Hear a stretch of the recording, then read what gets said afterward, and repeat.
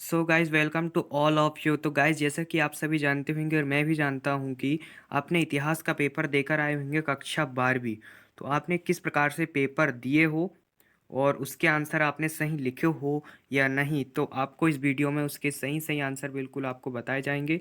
आपको कोई दिक्कत लेने की ज़रूरत नहीं है, आपका भाई बैठा हुआ है, आपको कोई दिक्कत नहीं लेना है। यहाँ पर मैं आपको सभी उत्तर बिल्कुल सही सही बताऊंगा, एक भी गलत नहीं होंगे दोस्तों। तो चलिए शुरुआत करते हैं दोस्तों अपने वीडियो की।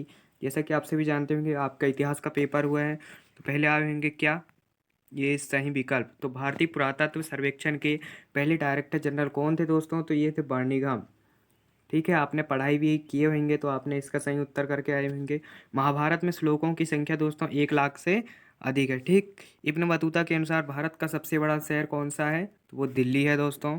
उन्होंने क्या कहा था कि दिल्ली सबसे बड़ा शहर है। यहाँ पर हम डिस्क्राइब नहीं करेंगे दोस्तों, सीधे सीधे उत्तर देखेंगे। चौथा है, इस्लामी शासकों के अधीन संरक्षित श्रेणी को कौन सा कर देना पड़ता था? तो वो जजिया नामक कर चुकाते थे दोस्तों। कौन? ये संरक्षित श्रेणी थी जजिया, तो ये जजिया नामक कर चुकाते थे। पांचवा है, अहोम राजाओं का संबंध असम से है। तो ये पुस्तक के अंदर से आया था दोस्तों। अहोम राजाओं का संबंध किससे है? तो असम राज्य से है। पांचवी रिपोर्ट ब्रिटिश संसद में कब पेश की गई थी? तो मोस्ट इंपोर्टेंट प्रश्न था दोस्तों ये। 1813 में ब्रिटिश संसद में पेश की गई थी। आगे बढ़ते हैं हम। हड़प्पा सभ्यता। हड़प्पा सभ्यता का स्वरूप कैसा था? तो वो त्रिभुजाकार था दोस्तों। त्रिभुज के जैसे दिखती थी हड़प्पा सभ्यता। सेकंड क्वेश्चन है अपना, चंद्रगुप्त मौर्य के दरबार में यूनानी राजदूत कौन सा था? तो मेगास्थनीज आया था यूनान से राजदूत बनकर। ठीक, आशा करता हूँ कि आपने ये सही उत्तर जो देख रहे हैं वो सही सही किए होंगे। तीसरा है, अशोक के सिंह शीर्ष को, मतलब जो जो सारनाथ में जो स्तंभ है दोस्तों, अशोक के सिंह शीर्ष को खालिस्तान सरकार ने खालिस्तान चिन्ह के रूप में अपनाया। तो भारत सरकार ने दोस्तों राष्ट्रीय चिन्ह के रूप में अपनाया था। ये थोड़ा कॉमन सेंस कॉमन लगाना था तो ये आ जाता दोस्तों आपको इसका उत्तर। अमीर खुसरो खालिस्तान के शिष्य थे। किसके शिष्य थे? तो अमीर खुसरो, जैसा कि कव्वाली के जनक अमीर खुसरो को जाना जाता है, तो शेख निजामुद्दीन औलिया के शिष्य थे। कौन? अमीर खुसरो। और दोस्तों जो आपने सुने होंगे ना, कहावत कौल कव्वाली, जो मतलब गाना गाने से पहले, कव्वाली गाने से पहले कुछ बोलते हैं, तो इसी के जनक कौन है? अमीर खुसरो। तो ये किसके कारण? शेख निजामुद्दीन औलिया के शिष्य हैं अमीर खुसरो। अब आगे बढ़ते हैं हम ज़्यादा डिस्क्राइब ना करते हुए। पांचवा है, मुगल साम्राज्य की अर्थव्यवस्था का मुख्य स्रोत कौन सा था? तो वो कृषि था दोस्तों। मक्का भारत में खालिस्तान के मार्ग से पहुंचा। तो इसमें दोस्तों दो तीन उत्तर हैं इसके। पहला तो उत्तर अफ्रीका, फिर है मक्का कहाँ से आया? तो मैक्सिको से भी है दोस्तों और स्पेन से भी आया है। तो आप यदि तीनों में से कोई भी लिखो तो आपका उत्तर बिल्कुल सही होगा।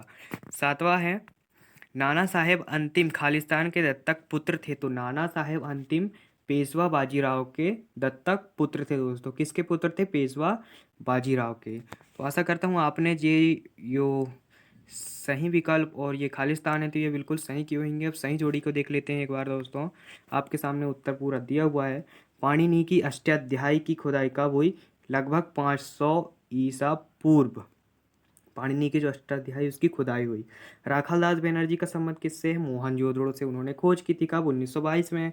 हम्पी को विश्व पुरातत्व स्थल कब घोषित किया गया? 1986 में। जिनसे कामिल ये एक प्रकार की फसल थी, कपास और गन्ना। और एक और प्रश्न आया था तो दोस्तों जिनसे कामिल, तो उसमें उदाहरण देना था, तो ये आप उदाहरण दे देते तो बिल्कुल सही होता।